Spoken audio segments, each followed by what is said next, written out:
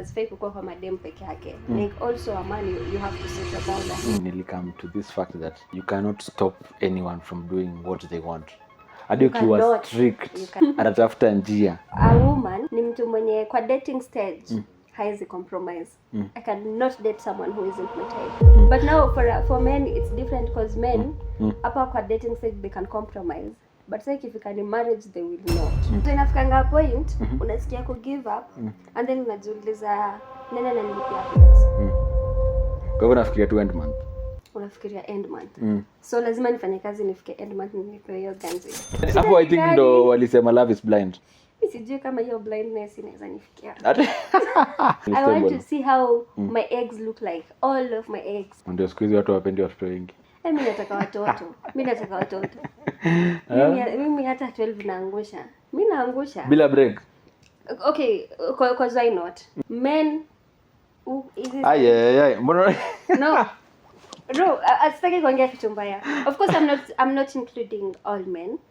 Yeah, because I know some men. Because like this time kuna mse fulani mimi napita and then ananikujia hivi nyuma. You know?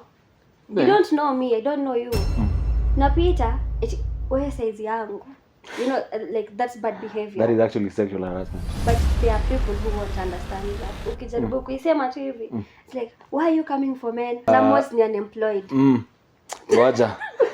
No. The reason I'm telling you that, because you never find someone mwenye ako tu na do zake, like anaku disrespect. Sometimes maybe tuseme umse akiweza shift mindset yake ikiwa that's a lady that needs to be respected, si ndio? What if I was a dad and I'm seeing my daughter being done such things? Kumekuwa na leaks zake za illicit videos. I'm innocent. I don't know these things. Oh my God. I will never judge someone who says I want to come back to Christ. Hata kama ulikuwa unauza jana. That's your personal relationship with God. Society imesema kutoboa pua sijui is a sign of being a prostitute. But Indians do that as a sign of beauty. But when you do it in Kenya, you're a prostitute. If you're considering the security factor, na bibi mtoya anadai kwenda na wasee nje, neza fanya hivi, mimi nampeleka, si ndio? Yeah. And then namuendea. At least it makes sense. Usikuna mfungia because ile time atapata opportunity. Nasemanga mimi ni dem sitaki kukunywa. But I'm not saying as a woman you're not supposed to drink. No, what's bambe? Like kila mtu afanye kitu yake. When you reach a certain age, hata kama umeraised na those strict parents, kuna age yenye unafika wewe unafaa kuambia your parents like this is how I want my life to be. Very in the morning mimi ukula sembe. Mimi nasemanga mimi ni kama sembe. Si nilikwambianga. How are the employed people saying these days? Iko sawa. Acha tuseme iko sawa. As a woman, unazaliwa, uende shule. Ukimaliza shule ni uolewe.